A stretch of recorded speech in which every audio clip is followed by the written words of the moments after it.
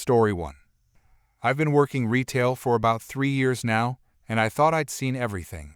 Started at a small clothing store during college, then moved to electronics when I needed better pay. Last year, I finally landed what I thought was my dream job at a high-end beauty store in the mall.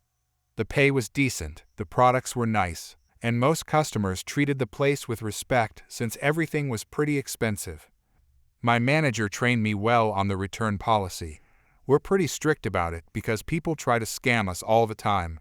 No returns without receipts. Items must be at least 75% full, and absolutely no returns on obviously used products that look like they've been sitting in someone's purse for months. It was a Tuesday afternoon, pretty quiet in the store. I was restocking some lipsticks when I heard the door chime.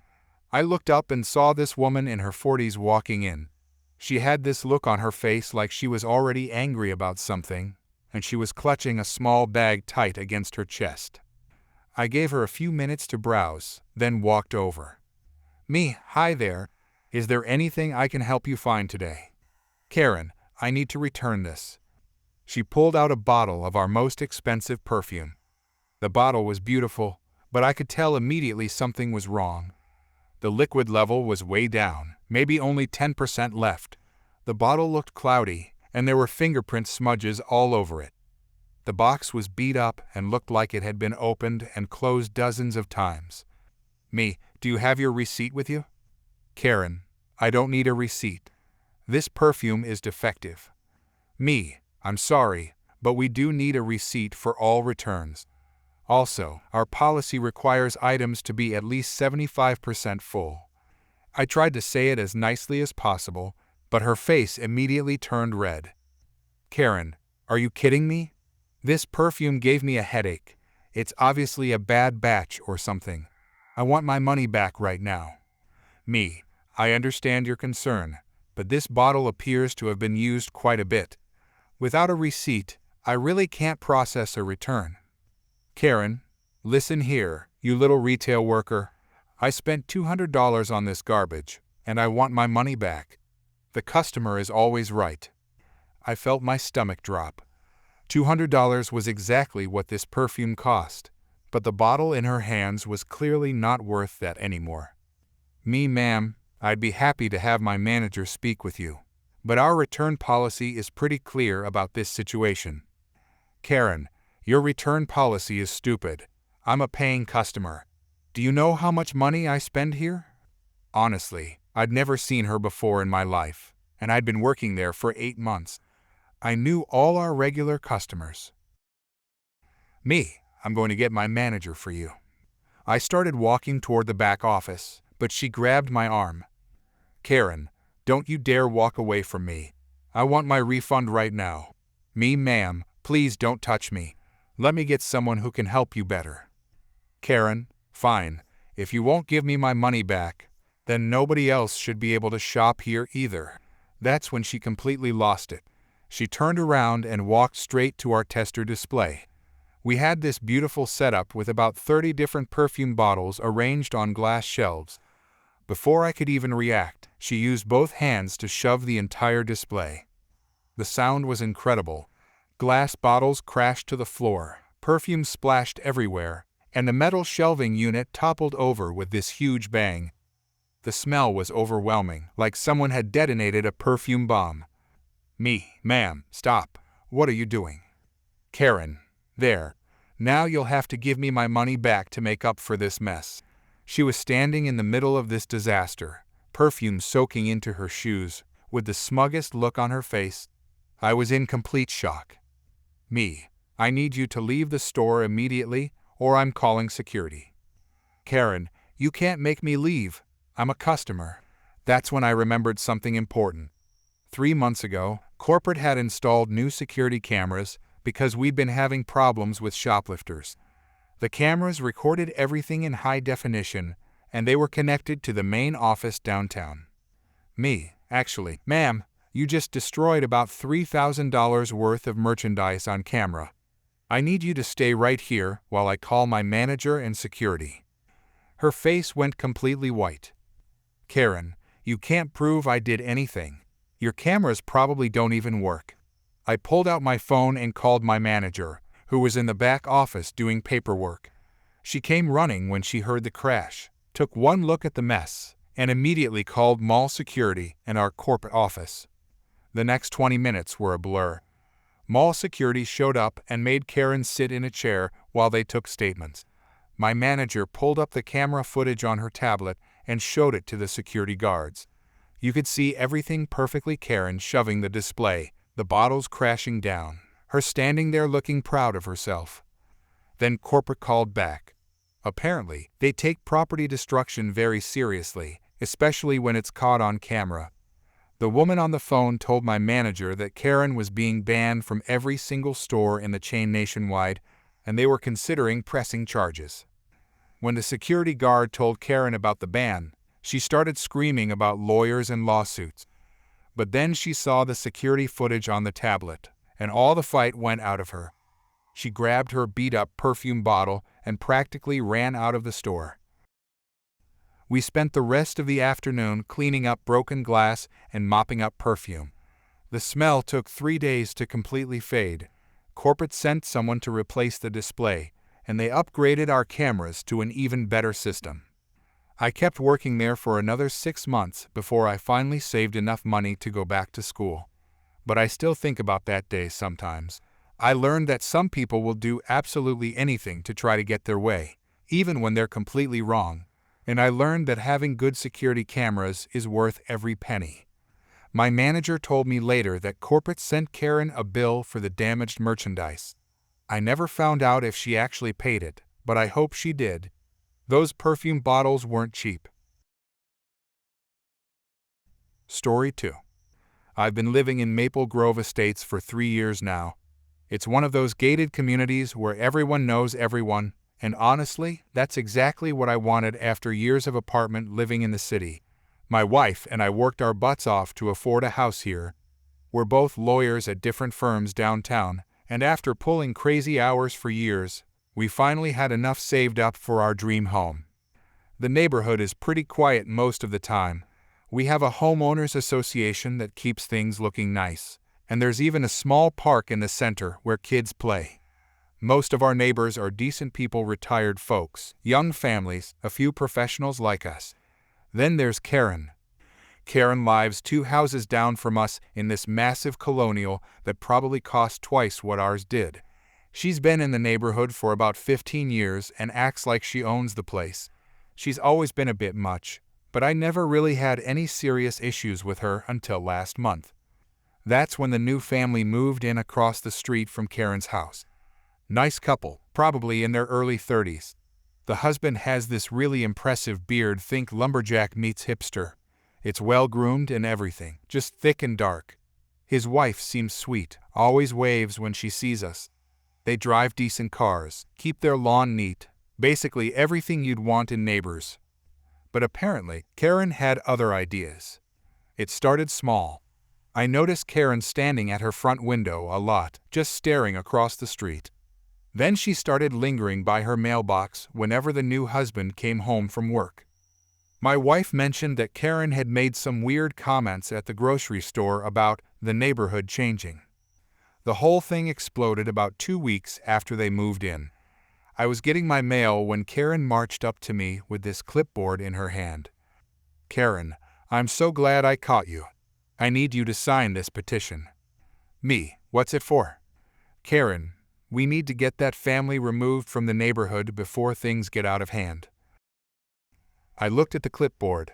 The heading read, "Petition for Removal of Undesirable Residents."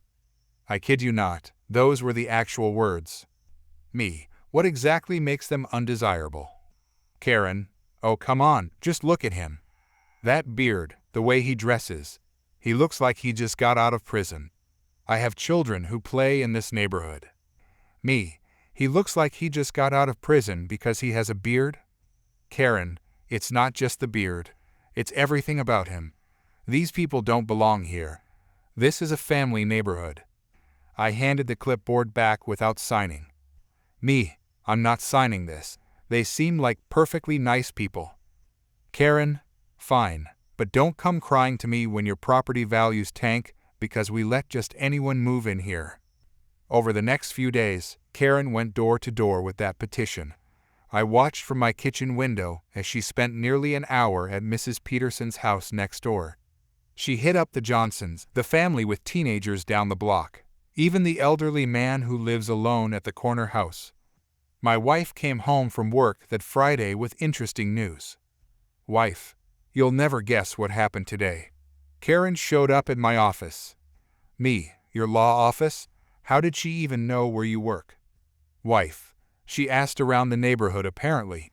She wanted me to look at her petition and tell her what legal grounds she had for getting the new family evicted. Me, what did you tell her? Wife, that she had absolutely no legal grounds whatsoever and that what she was doing could potentially be considered harassment or defamation. Wife, she didn't like that answer. The next morning, I was washing my car in the driveway when I saw Karen approaching the new couple's house. They were outside working in their garden, and I could hear the conversation getting heated from across the street.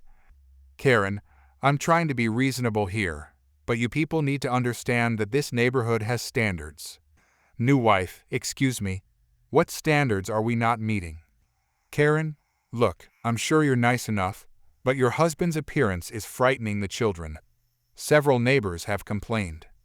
New husband complained about what exactly? Karen, the beard, the tattoos I can see on your arms, the way you dress. You look like a criminal. New wife, are you seriously standing on our property telling us that my husband looks like a criminal? Karen, I'm trying to help you understand why you don't fit in here. Maybe you'd be more comfortable in a different kind of neighborhood. The new husband, who had been pretty calm up to this point, stood up from where he was kneeling by the flower bed. New husband, ma'am, I'm going to ask you to leave our property now. Karen, this is exactly what I'm talking about. Aggressive behavior. New wife, he asked you politely to leave. There's nothing aggressive about that. Karen, I have a petition with 17 signatures asking for your removal. The Homeowners Association is going to hear about this. New husband, 17 signatures for what exactly?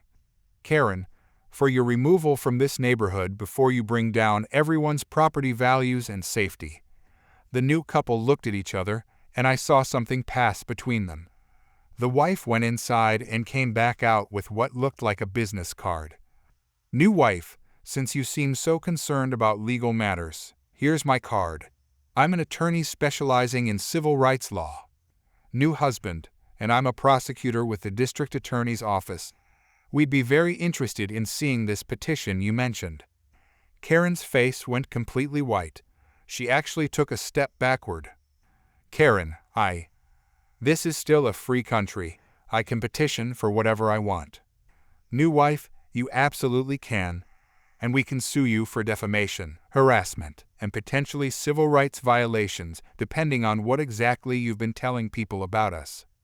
Karen, you can't prove anything. New husband, ma'am, I've been recording this entire conversation on my phone. Just like I recorded the conversation we had yesterday when you told us we should move somewhere more suited to our kind of people. New wife, we've also spoken to several neighbors who've told us exactly what you said when you asked them to sign your petition. Comments about my husband's appearance, suggestions that he's dangerous or criminal based solely on how he looks. Karen was now backing toward the street. Karen, this is harassment. You're harassing me. New husband, no ma'am, what you've been doing to us for the past 2 weeks is harassment. What we're doing is informing you that it needs to stop. New wife, consider this your formal notice that if you continue this campaign against us, continue spreading false statements about us to our neighbors, or continue harassing us, we will pursue legal action. Karen, I know my rights.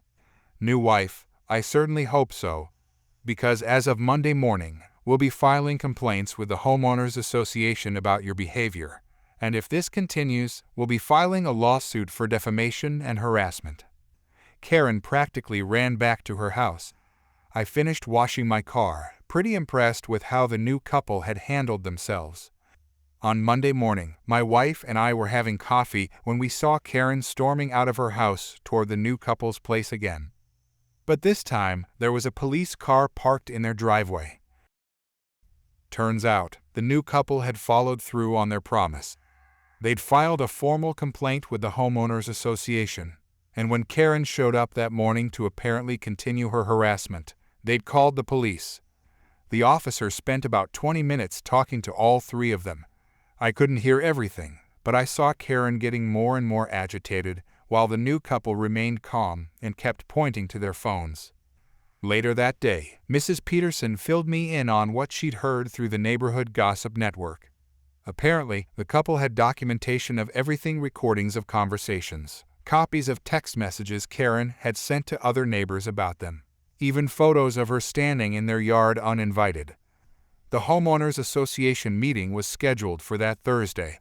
My wife and I decided to attend, partly out of curiosity and partly because we figured the new couple could use some friendly faces in the room. Karen showed up with a folder full of papers and that same clipboard. The new couple came in looking professional and carrying a briefcase. When it came time for Karen to present her case, she started going on about neighborhood standards and property values.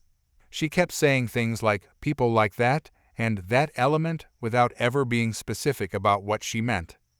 The new wife asked if she could respond. She opened her briefcase and pulled out a stack of documents.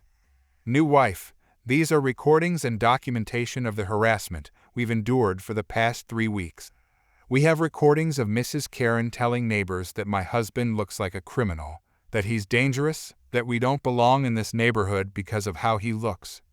New husband, we also have documentation of her trespassing on our property multiple times, approaching us in an aggressive manner, and attempting to organize other residents against us based on my physical appearance." The homeowners association president asked to see the petition Karen had been circulating. When they read it out loud, you could hear people in the room gasping. The language was even worse than I'd realized. "New wife, we're prepared to file a defamation lawsuit against Mrs. Karen for the false statements she's made about us, and we're also considering filing a complaint with the State Civil Rights Commission." "Karen, they're threatening me. This is exactly the kind of aggressive behavior I was warning everyone about." "New husband, ma'am, informing you of potential legal consequences for your actions isn't a threat, it's a statement of fact." The homeowners association voted unanimously to issue Karen a formal warning for harassment. They also voted to prohibit any future petitions targeting residents based on their appearance. The best part came 2 days later. I was taking out the trash when I saw a process server at Karen's door. The new couple had followed through on their lawsuit threat.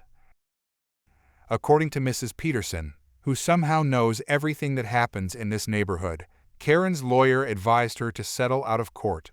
She had to pay damages, write a formal apology, and agree to have no contact with the new couple. The "for sale" sign went up in Karen's yard a week later. Word is she's moving to a different state to live with her sister. The new couple turned out to be some of the best neighbors we've ever had. The husband's beard is indeed impressive, and he's actually a really funny guy once you get to know him. His wife makes incredible cookies and always brings extras when she bakes. Sometimes I wave at them from across the street and think about how Karen probably spent more on legal fees than their house is worth, all because she couldn't mind her own business about a man's facial hair. Story 3. Let me give you some background first. I'm a new mom with a 3-month-old baby. My husband works long hours at a construction company, so I handle most of the grocery shopping and errands during the day. Yesterday was one of those days when we were completely out of everything: milk, bread, baby formula, you name it. I had to make the trip with my little one in tow. I've been dealing with some pretty bad postpartum anxiety since the birth. Crowds make me nervous, and I'm constantly worried about germs and strangers getting too close to my baby. My doctor says it's normal, but it makes simple tasks like grocery shopping feel overwhelming. I usually try to go during off-peak hours when the store is less crowded, but yesterday I had no choice but to go during the busy afternoon rush. I was in the produce section, trying to pick out some apples while keeping one hand on the stroller. My baby was sleeping peacefully in her car seat, which was attached to the stroller. I was being extra careful to position the stroller away from the main walkway so people could pass by easily. That's when this woman approached. She was probably in her 50s, wearing a bright purple tracksuit and had this intense look in her eyes. At first, I thought she was just going to say something nice about the baby, which happens sometimes when I'm out shopping. But instead, she walked right up to the stroller, and before I could react, she reached down and grabbed my baby's foot through the blanket. Excuse me, what are you doing? Karen, I have to make sure it's real. I was completely stunned. Who says something like that? And who just grabs a stranger's baby? Real? Of course she's real. Please don't touch my baby. I quickly moved the stroller away from her, but she actually stepped closer and tried to reach for my baby again. Karen, you can never be too sure these days. There are so many fake babies out there. People use them for all sorts of scams. Ma'am, please step away from my child. You cannot just touch someone else's baby without permission. Karen, I have every right to check. This is a public space. At this point, my baby woke up from all the commotion and started crying.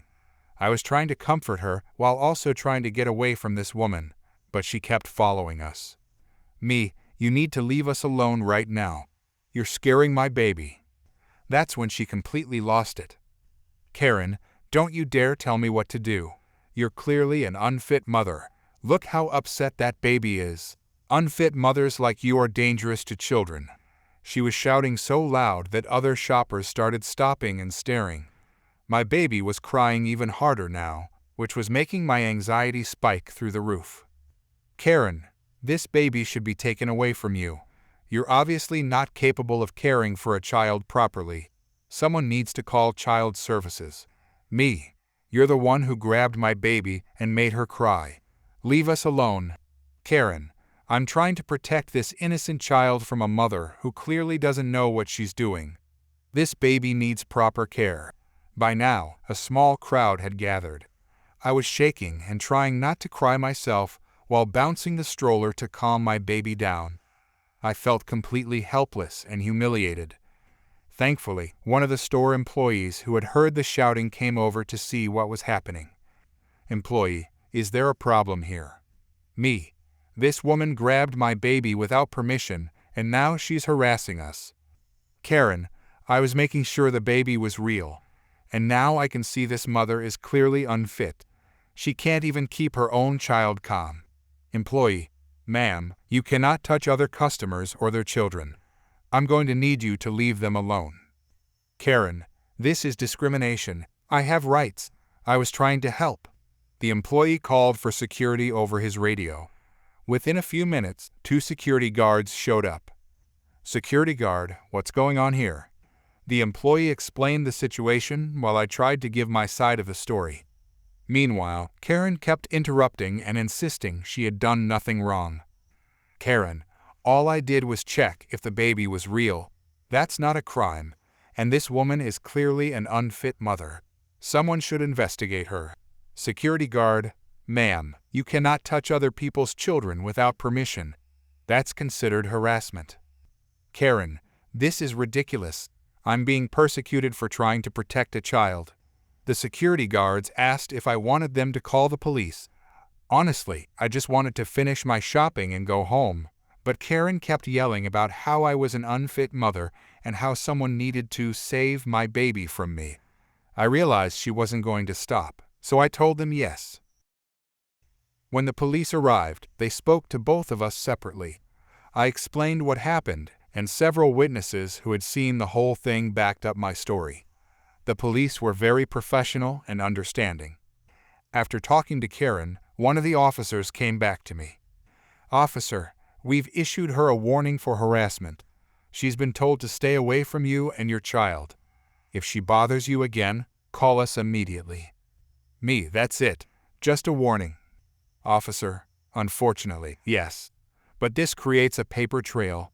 If she does anything like this again, the consequences will be more serious. Karen was escorted out of the store by security. As she was leaving, She was still shouting about how the system was protecting unfit mothers and how she was just trying to help. After they left, several other customers came up to me to make sure I was okay. One woman told me she was a mother too, and that what happened was completely unacceptable. Another person said they had recorded part of the incident on their phone in case I needed it for evidence. The store manager also came over to apologize and offered to help me finish my shopping. He said they were banning Karen from the store and that all employees would be notified about the incident.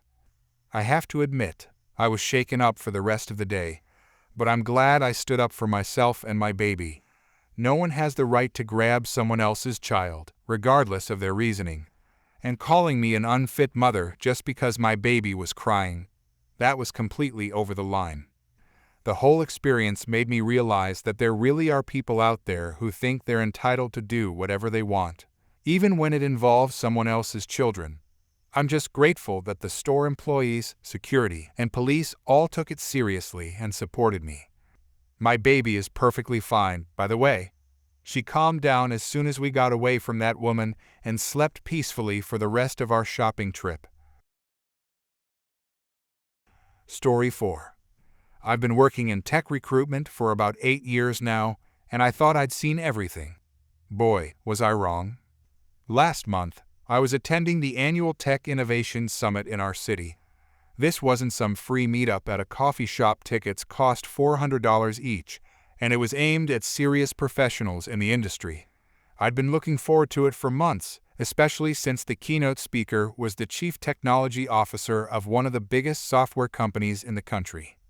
I got my ticket through my company since we were looking to hire some senior developers, and events like these were perfect for networking. The venue was this fancy convention center downtown, complete with security badges, registration desks, and the whole 9 yards. The morning sessions went great. I attended a few panels about artificial intelligence trends and cloud computing. During lunch break, I was chatting with some other recruiters when I noticed something odd. This middle-aged woman in a bright pink tracksuit was arguing with the registration staff near the entrance. She didn't have a badge, and she was getting pretty loud about it. Registration staff: "Ma'am, I'm sorry, but you need a valid ticket to enter. The event is sold out." Karen: "This is ridiculous. I drove 2 hours to get here. My son needs a job, and I'm not leaving without speaking to someone important." Registration staff: "I understand your frustration, but there are proper channels for job applications. You can visit our website or..." Karen: "Websites are for losers. I want to talk to the big boss right now." I figured security would handle it and went back to my lunch. The afternoon keynote was supposed to start at 2 o'clock in the main auditorium. The speaker was talking about the future of software development and his company's hiring plans for the next year. About 500 people packed into that room, including plenty of industry leaders and journalists. 15 minutes into the presentation, right as the speaker was discussing emerging technologies, I heard this commotion from the back of the auditorium. The same woman from earlier had somehow gotten inside and was marching down the center aisle like she owned the place. "Karen, excuse me. I need to talk to you right now." The speaker stopped mid-sentence, clearly confused. The entire audience turned around to stare at this woman, who was now standing in front of the stage in her bright pink outfit. Speaker: "I'm sorry, but I'm in the middle of a presentation. If you have questions, please wait until the end."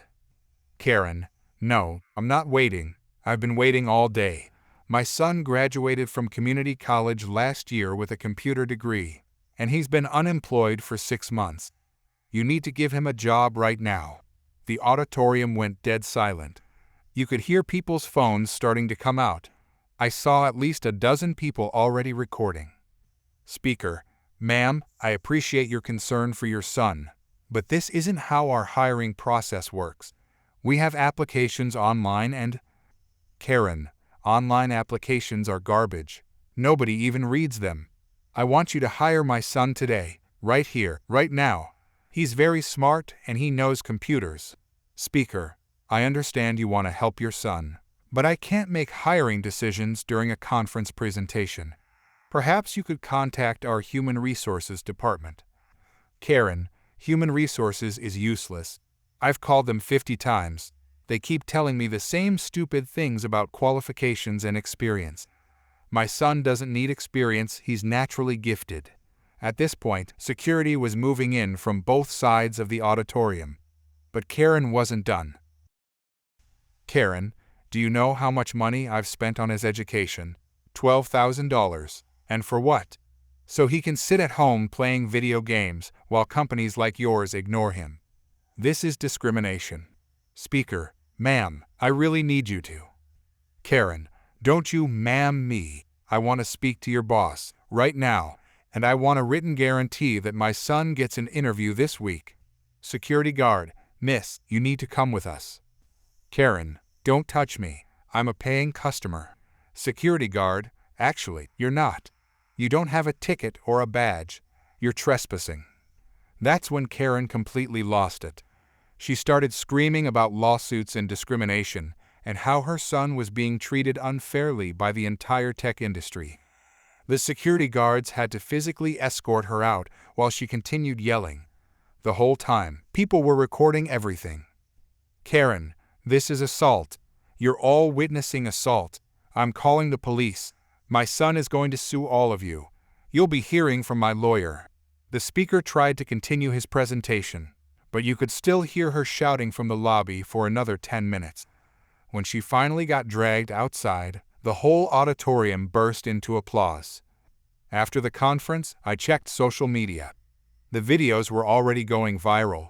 Someone had filmed the entire incident and posted it with the caption, "Karen demands CEO hire her son during live keynote speech." Within hours, it had thousands of views and hundreds of comments. The best part came 3 days later. Turns out someone recognized Karen from the video and found her social media profiles. Her son saw what happened and posted a public response distancing himself from his mother's behavior. He apologized to the company and explained that he'd been telling his mother for months to stop calling employers on his behalf. The really satisfying ending: the speaker's company actually reached out to the son after his apology went viral. They were impressed by how professionally he handled the situation and offered him an interview. He got the job 2 weeks later. As for Karen, she became a meme for about a week. People kept sharing the video with captions like, "When helicopter parenting goes too far," and "This is why companies have HR departments." The conference organizers also upgraded their security procedures to prevent future gatecrashers. I still laugh every time I think about that pink tracksuit marching down the aisle like she was about to accept an award, instead of making a complete fool of herself in front of 500 industry professionals.